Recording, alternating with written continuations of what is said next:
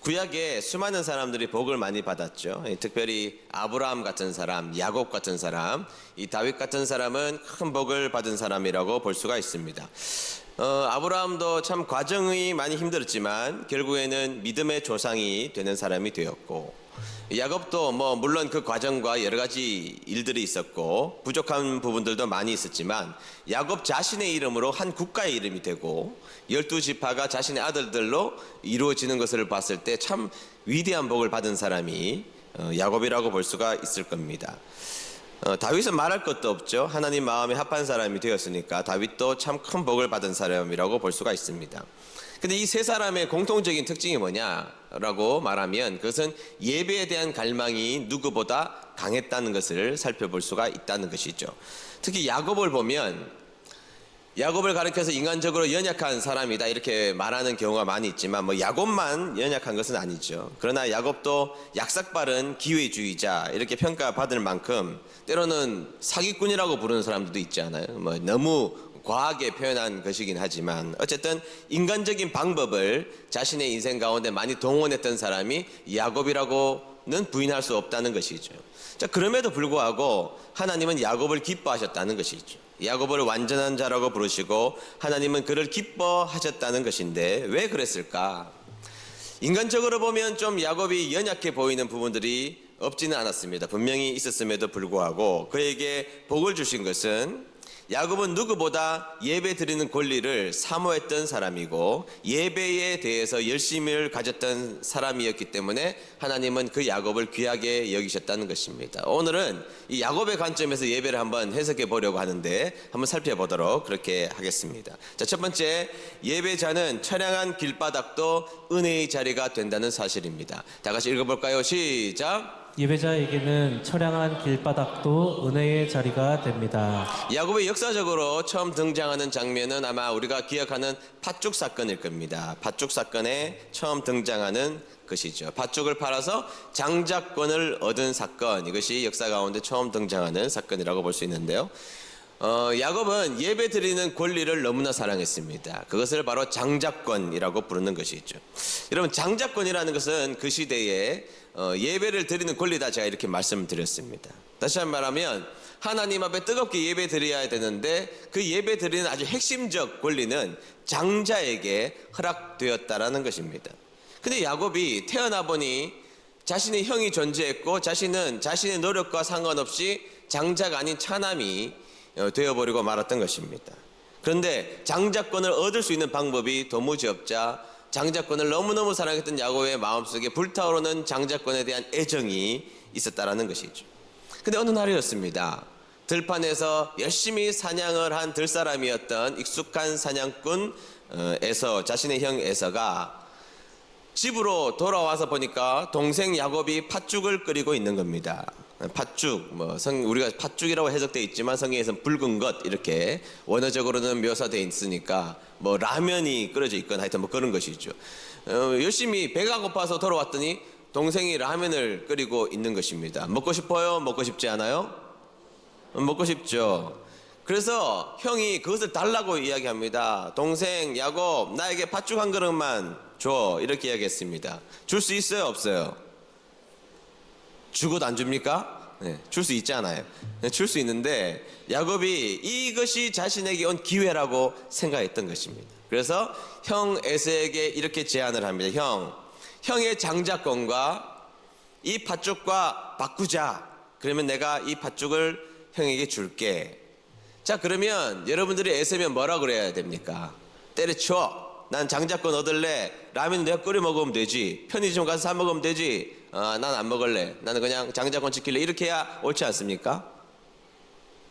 네. 그래서 창세기 25장 32절 보겠습니다. 에서가 뭐라고 하는지 한번 보시죠. 한번 보겠습니다. 시작. 에서가 말했습니다. 배가 고파 죽겠는데 그까지 맏아들의 권리가 무슨 소용이냐. 뭐라고 이야기합니까? 에서가 말을 하기 시작했습니다. 이렇게 말합니다. 배가 고파 죽겠는데 그까지 맏아들의 권리가 무슨 소용이냐. 하나님 앞에 예배드리는 권리, 내가 배가 고파 죽겠는데 예배드리는 권리 그따위가 나에게 무슨 소용이 있어, 이렇게 말했다는 것이죠. 그런데 32절에만 적혀져 있는 것이 아니라 34절에도 동일한 이야기를 에서가 하고 있다는 겁니다. 이것은 에서의 가치관을 우리에게 설명하고 있는 이야기라는 것이죠. 에서는 어떤 가치관으로 살았느냐? 하나님 앞에 예배드리는 권리, 그거 중요하지 않다는 겁니다. 자신의 아버지가 교회를 다니니까 교회를 다녔지만 예배를 드리는 것, 그따위 것은 나에게는 의미가 없고 그것은 라면 한 그릇과 얼마든지 바꿀 수 있다라고 이야기했던 것입니다. 내가 배가 고파서 죽게 생겼는데 지금 장자권 예배 드리는 권리가 무슨 의미가 있냐라고 이야기를 했다라는 사실이죠. 이것이 에서의 가치관입니다. 세계관이고 가치관이라는 사실입니다. 나중에 아버지가 이제 야곱과 에서를 불러놓고 축복을 하는데 모든 축복이, 특별히 예배드리는 축복을 포함해서 모든 축복이 야곱에게 흘러가는 것을 보고 그때서야 에서가 깨닫습니다. 와, 내 인생 큰일 났구나. 모든 복이 야곱에게 흘러가고 있구나. 그때서야 깨닫고 내가 저놈 야곱에게 속았다, 불같이 화를 내게 됩니다. 여러분, 엄밀하게 말하면 야곱에게 속은 겁니까? 그렇다고 볼 수도 있지만 에서는 하나님 앞에 예배드리는 권리를 만홀히 여겼던 것입니다. 그리고 자신이 그 권리를 몽땅 동생에게 빼앗겼다는 것을 알고 분노하기 시작하죠. 그리고 그곳에 야곱이 머물러 있다가는 자신의 목숨이 위태로울 수 있다는 생각을 한 야곱은 결국에는 자신의 삼촌이 살고 있는, 라반이 살고 있는 밧단 아람으로 가기로 결정하고 밧단 아람으로 가게 되었던 것입니다. 그리고 도망을 갑니다. 비참하죠. 여러분, 도망가는 건요, 여행 가는 게 아닙니다. 도망가는 것은요, 맨발로 도망가는 것이고 도망가는 것은 빈손으로 도망가는 것입니다. 그렇게 도망가는 길이 얼마나 처량하고 비참합니까만, 그러나 야곱의 도망감은 예배를 사모한 결과물이잖아요. 예배를 사모했기 때문에 자신이 도망가게 되었던 것입니다. 밧단 아람으로 가는 길이 처음 가는 길이고 얼마나 불안하고 짐승이 나올까 걱정되고 얼마나 피곤하고 얼마나 지쳤겠습니까? 성경에 보니까 그가 피곤하여 지쳐서 땅바닥에서 잤다, 길바닥에서 잠이 들었다는 겁니다. 길바닥에서 돌베개를 베고 잤다는 것입니다. 처량한 일이죠. 그리고 깜빡 잠을 자는데 꿈을 꿉니다. 깜빡 졸았는데 꿈을 꾸는데 하늘에서 사닥다리가 땅으로 내려오는 꿈을 보게 되었던 것입니다. 이 사닥다리가 하나님이 계신 저 하늘과 연결되어 있는 것을 보게 되었던 것입니다. 그런데 여러분, 여기서 중요한 묘사가 하나 등장하고 있습니다. 그것이 뭐냐? 창세기 28장 12절 하반절에 있는 말씀인데요. 한번 읽어보겠습니다. 시작. 그리고 하나님의 천사들이 사다리 위로 오르락 내리락 하고 있었습니다. 아멘. 자, 여러분, 이 말씀을 잘 한번 읽어봐야 됩니다. 지금 하늘에서 사닥다리, 이제 성경에 사닥다리라고 개역 개정판에 나와 있으니까 사닥다리가 땅까지 연결되어 있습니다. 자, 하늘에서 사닥다리가 쭉 내려와서 땅으로 연결되었습니다. 그러면 여러분, 천사들이 내리락 오르락 하는 게 맞습니까? 오르락 내리락 하는 것이 맞습니까? 네, 그렇죠. 하늘에서 사다리가 내려왔으니까 내리락 오르락 하는 것이 맞는데 오늘 성경에서는 뭐라고 기록하고 있어요? 오르락 내리락 하고 있었다라고 이야기하고 있다는 것입니다. 여러분, 이것이 무엇을 의미하는 것입니까? 많은 성경신학자들이 이야기하는 것처럼 하나님께서는 지금 처량한 상황에 놓여져 있는 야곱이 불쌍해서 하나님이 지금 이 순간에 사닥다리를 펴고 내려오셨다는 것이 아니라는 것이죠. 여기서 말하고 있는 것은 하나님 앞에 장자권을 사모하고 예배를 드리는 권리를 사모하고 누구보다도 예배를 사모했던 그 야곱을 위하여서 오래전부터 하늘의 사다리를 펴놓고 이미 이 땅에 내려오셔서 예배를 사모하는 야곱을 지키고 계셨다라는 설명이라는 겁니다.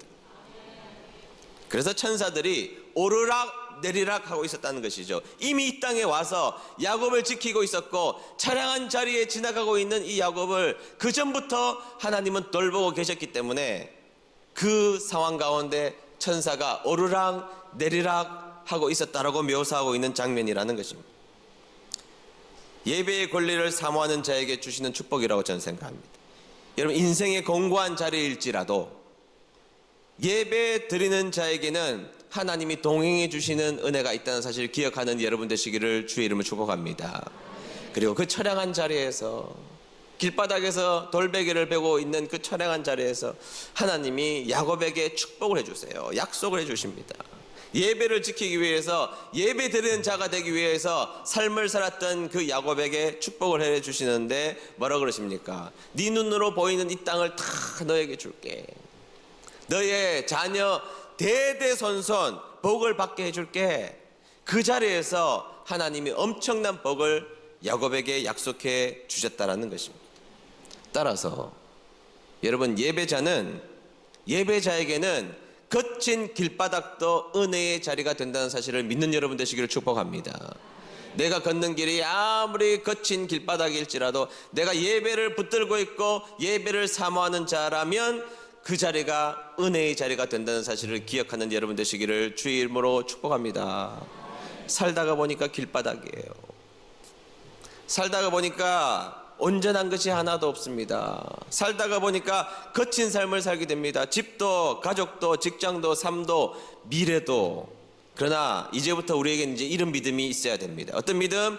예배자에게는 처량한 자리에서도 주님이 복을 허락해 주신 자리가 된다는 사실을 믿는 저와 여러분 되시기를 주의 이름으로 축복합니다. 두 번째, 예배자는 부러졌음에도 불구하고 복의 사람이 된다는 사실을 기억해야 한다는 것이죠. 다 같이 읽어봅니다. 시작. 예배자는 부러졌음에도 복의 사람이 됩니다. 네, 그렇게 해서 라반 집에, 삼촌 집에 있다가 뭐 결혼도 하고 이제 12아들도 넣고 돈도 많이 벌고 중간에 그 과정이 있는데 그 과정은 성경을 꼭 읽어보셔야 됩니다. 읽어보시면 다 나와 있으니까. 그런 삶을 살다가 너무 서로 부자가 되니까 삼촌 라반과 뒤틀어지게 됩니다. 더 이상 삼촌 집에 있을 수 없게 된 야곱은 고향집으로 돌아가기로 결정하게 되죠. 근데 여러분, 고향집에 가면 누가 있어요? 자신을 죽이려고 하는 누가 있어요? 형 에서가 있단 말이죠. 그런데 돌아가려고 하는데 소식이 하나 들려오는데 소식이 뭐냐? 형 에서가 400명의 군대를 이끌고 자신을 기다리고 있다는 겁니다. 몇 명의 군대를? 여러분, 야곱입니다. 400명의 군대가 자신을 기다리고 있다. 형 에서가 살리겠다는 거예요? 죽이겠다는 거예요? 죽이겠다는 거죠. 군인 400명을 왜 끌고 옵니까? 400명을 끌고 왔다는 것은 죽이려는 마음이 있었다라는 사실입니다. 두려웠습니다. 형 에서를 만날 자신이 없었습니다. 그래서 자식과 아내와 가축을 먼저 보내고 자신은 야복 강가에 남아서 홀로 어떤 분과 싸움을 하기 시작합니다. 하나님과 씨름을 하게 되었다는 것이죠. 결과론적으로 하나님과 기도하는 장면을 그리고 있는 것입니다. 그리고 야곱은 밤새 그 하나님을 붙들고 놓지 않습니다. 하나님, 내 인생에 복을 주셔야 됩니다. 끝까지 하나님을 붙들고 기진백진해서 싸움을 밤새도록 죽기 살기로 달라들었던 것입니다. 아니, 어차피 가도 에서의 군대에 죽을 판에 하나님과 붙들고 싸우다가 죽는 것이 낫겠다고 생각해서 야곱은 밤새 그분을 놓치지 않기 위해서 붙들고 싸웠습니다. 성경에 보니까 나중에는 하나님이 야곱을 이기지 못함을 아시고, 이게 참 재미있는 장면이에요. 어떻게 하나님이 인간을 못 이기시기? 다 이기시죠. 그러나 하나님이 야곱을 이기지 못함을 아시고 야곱의 환도뼈, 허벅지 뼈를 부러뜨리셨습니다. 얼마나 야곱에게 큰 통증이 왔겠습니까? 비명을 지르고 얼마나 고통 가운데 몸부림쳤겠습니까? 그런데 야곱을 보면 하나님, 저를 죽이십시오, 뭐 이런 거죠. 저에게 복을 주시지 않으면 하나님 못 놓습니다. 그리고 하나님을 붙들어요. 차라리 저를 죽이고 가십시오, 이런 자세인 것이죠.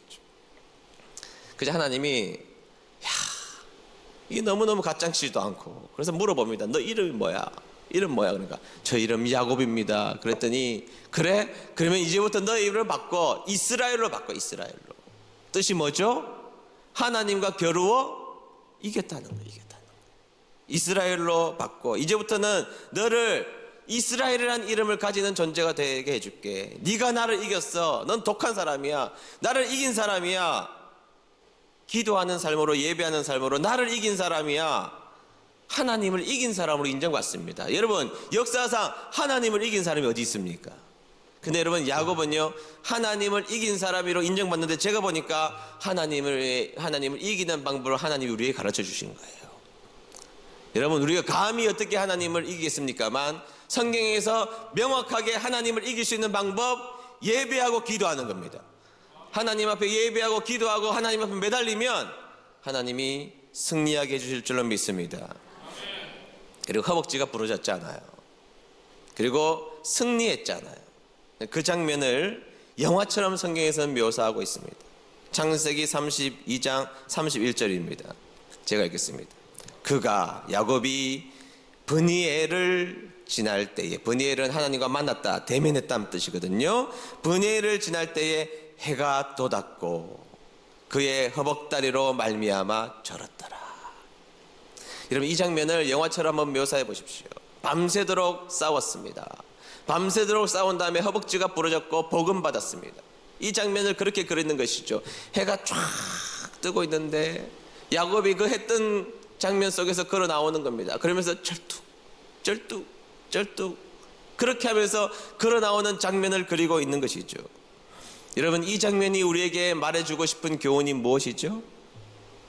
야곱의 인간적인 능력은 물리적으로 쩔뚝거리게 되었지만 영적으로 그의 인생에 빛이 비추게 되었다는 사실입니다. 야곱은 그동안 자신의 힘으로 무엇인가 해보려고 했습니다. 그동안 자신의 머리와 자신의 판단과 자신의 의지와 자신의 생각으로 인생을 살아보려고 그렇게 노력하며 살아왔습니다. 수단과 방법이 중요한 것이 아니었습니다. 그렇게 살아서 꽤 성공한 인생처럼 그의 인생이 보였습니다. 자식도 많이 낳고 재산도 많아졌습니다.